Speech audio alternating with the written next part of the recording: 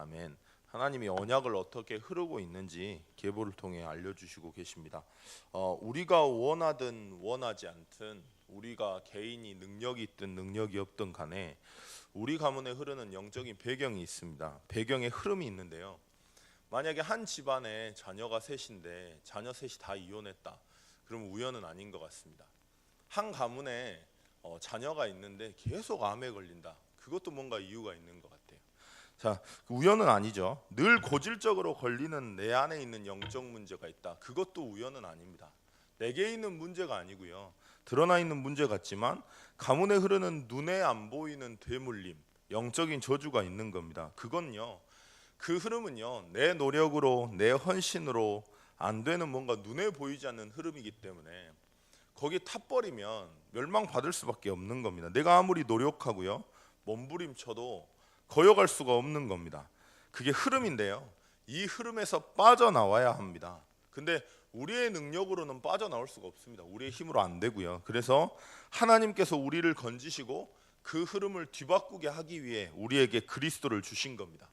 이제는 우리가 그 그리스도 안에 있고 그 그리스도 안에 흐름을 타게 되면요, 그 한 명의 복음 누리는 그리스도를 붙잡은 그리스도의 언약을 고백하는 그 한 사람 때문에, 그 한 명의 흐름 때문에 가문의 흐름이 뒤바꾸는 겁니다.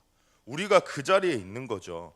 그 한 명 때문에 지금까지 흘러오던 가문의 흐름이 뒤바꾸게 되는 일이 일어나는 겁니다. 자, 정신 문제가 있거나 늘 고질적으로 반복되는 영적 문제가 있는 사람은 그 개인의 문제 같지만 이게 오래된 겁니다.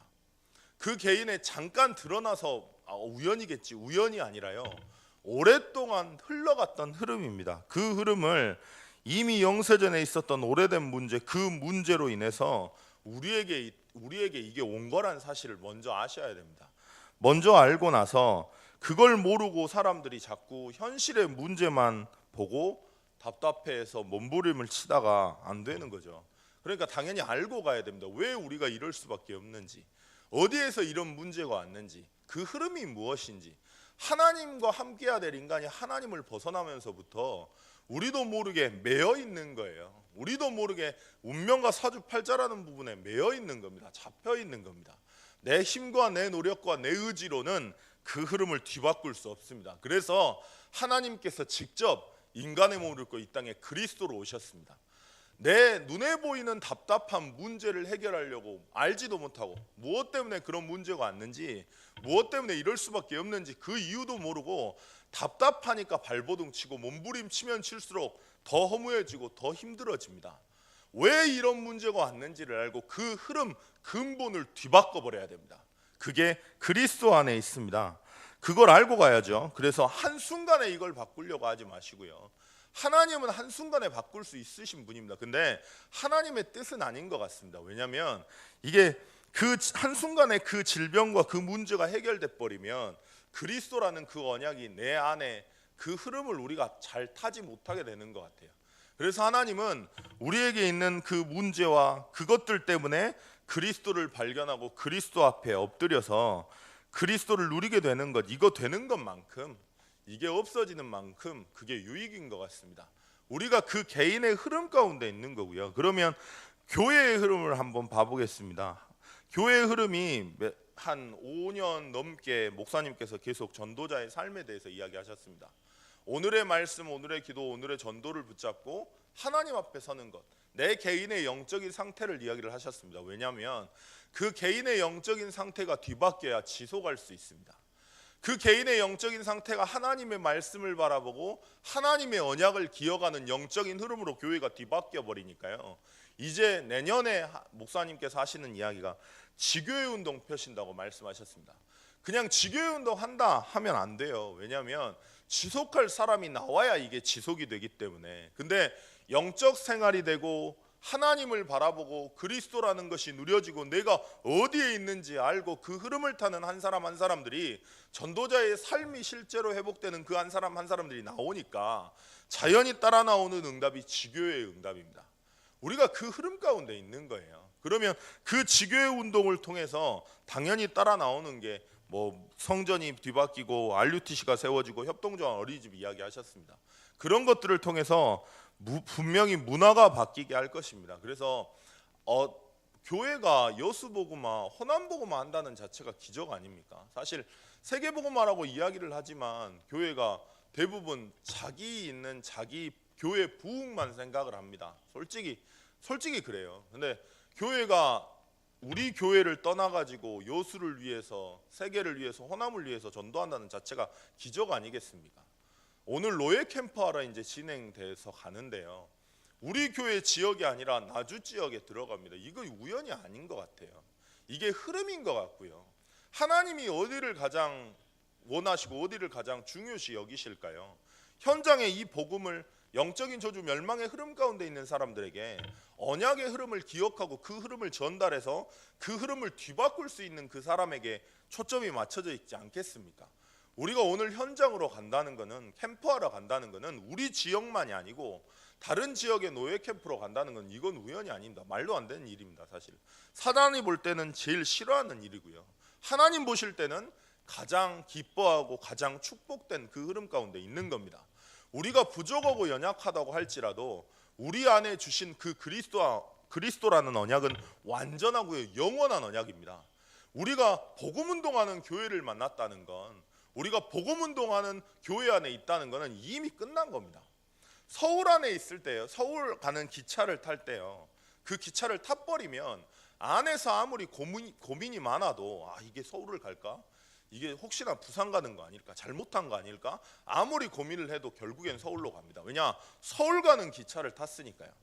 세계복음화의 언약을 붙잡은 교회 안에 우리가 있기 때문에 우리가 조금 부족해도, 우리가 조금 연약해도 교회의 흐름을 타고 있기 때문에 우리도 모르게 세계복음화는 증인으로 우리가 세워집니다.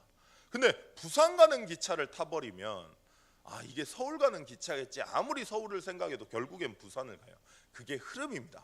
그 흐름을 뒤바꿀 수 있는 유일한 길이 뭐냐? 그리스도라는 언약을 내가 개인이 붙잡는 거고, 오늘의 말씀과 오늘의 기도 강단을 기억하는 겁니다. 왜냐? 하나님은 하나님의 일을 이루기 전에 반드시 주의 종에게 먼저 말씀 주십니다. 그리고 그 마음에 분명히 풍기게 하는 언약을 전달하게 하십니다. 그렇다면 강단 안에 우리의 흐름이, 우리가 축복받을 흐름이 이미 강단 안에 있는 거예요. 근데 문제는 뭐냐? 내가 매일매일 살아가면서 그 말씀이 기억이 안 난다는 거죠. 하나님은 축복을 주시려고 강단을 주시고 그 흐름을 타게 만들려고, 가만히 있어도 축복을 받을 수밖에 없는, 가만히 있어도 응답을 줄 수밖에 없는 그 전도의, 그 복음운동의 흐름을 타게 만들려고 말씀을 주시는데, 문제는 뭐냐? 내 나름대로 신앙생활 하는데, 내 나름대로 하나님 바라보는데, 내 나름대로 하나님을 따라가는데 강단이 기억이 안 난다는 겁니다. 중고등부 랩런트들이 항상 하는 이야기입니다. 뭐라고 이야기를 하냐면, 나는 다 알겠는데 안 돼요, 그런 이야기 합니다. 그러면 제가 물어봐요. 강단이 기억이 나냐? 강단 말씀이 기억나냐? 중고등부 메시지가 기억나냐 물어봅니다. 현장에서, 삶의 현장에서 하나님의 말씀이 기억나냐 했더니 다 기억이 안 난대요. 근데 한 랩런트가 미션을 하면서 제일 중요한 거는 니들이 말씀을 기억하는 거다. 니들이 시간 지나가지고 중직자 돼버리면 말씀도 기억 안 나고, 말씀 기억 안 나니까 당연히 말씀 성취 확인 안 될 거고, 왜 네가 이 교회에 있는지 그걸 모르면 이 교회 가나 저 교회 가나 똑같다고. 근데 하나님이 이 교회를 통해서 축복을 주시려고 이 자리에 있는데 네가 강단이 기억 안 난다. 그러면 하나님과 관계없는 거 아니야. 그리고 시간 지나서 네가 중직자 되고, 네가 시간 지나서 중직자 돼 있다, 말씀이 기억 안 난다 현장에서, 그럼 축복은 어떻게 받겠냐? 더 고생이다, 더 한계고. 그랬더니 애들이 해본다고 약속했어요. 그래서 저번 주에 한 랩런트는 포스트잇에다가요, 자기가 깨달은 말씀, 오늘 붙잡을 말씀을 일부러 기억하려고 필통에다 붙여놨답니다. 필통에다가 보려고, 기억이 안 나니까.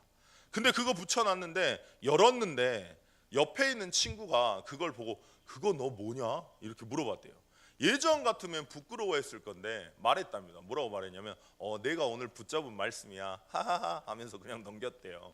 근데 이 친구가 생각을 한 거죠. 얘가 하나님의 말씀을 잡으면 하나님의 자녀구나. 그게 흐름입니다. 우리가 한 게 아니고요, 우리가 설득한 게 아니고요, 내가 어떠냐가 굉장히 중요한 거예요. 오늘 한번 가만히 나를 점검해 보십시오. 나름대로 신앙생활 하시고요, 나름대로 우리가 오랫동안 신앙생활 했습니다. 근데 말씀이 기억나시는지, 오늘 내가 붙잡은 강단이 내 인생과 상관이 있는지, 나는 얼마나 그 말씀이 기억되는지. 말씀이 기억되지 않으면 현장에서 말씀이 성취되는 건 확인이 안 됩니다. 확인이 안 되면 이건 내 거 아닙니다. 늘 내가 각인됐던 거, 체질됐던 거, 노예됐던 거, 뿌리 내린 거 가지고 우리가 살아가야 됩니다. 하나님은 말씀대로 교회에 주신 그 언약대로 교회를 이끌어 가시고 성취하시는데요. 내가 말씀이 붙잡혀지지 않는다, 기억나지 않는다, 그 언약이 기억 안 난다, 그러면 교회는 응답받고 있는데 내 응답이 아닐 겁니다. 그럼 불평이 많아지겠죠. 오늘 우리가 어디 있어야 되는가 중요한 것 같습니다. 잘한다 못한다, 헌신한다, 많은 걸 드린다, 별로 상관없는 것 같아요. 오늘 내가 어디 있냐는 게 중요한 것 같습니다. 오늘 내가 어떤 흐름을 탔냐는 게 중요한 것 같습니다. 내가 정말 교회의 축복의 언약의 흐름 가운데 탔다. 증거가 뭐냐? 말씀이 기억날 겁니다. 만약 내 나름대로 믿음이 있는 것 같은데 말씀이 기억 안 난다, 그럼 한번 나를 가만히 점검해 보십시오. 아마 교회에 대한 불평이 가득 차 있을 거고요. 목사님에 대한, 그리고 상황에 대한 막 불평을 내가 쏟아내고 있을 겁니다. 말씀이 기억난다면 그 말씀대로 인도하시는 하나님의 언약, 하나님의 흐름이 보이기 때문에 그런 말 안 나옵니다. 오늘 언약이 기억나고 그 흐름을 축복의 흐름으로 완전히 뒤바꾸는 우리 개인이, 그 흐름 가운데 있는 우리 축복이 회복되는 시간 됐으면 좋겠습니다. 혼란 속에서도 언약이 기억날 때, 그 축복의 흐름이 기억날 때 당연히 축복을 받을 수밖에 없는 자가 되는 것 같습니다. 하나님 오늘 기도하실 텐데요.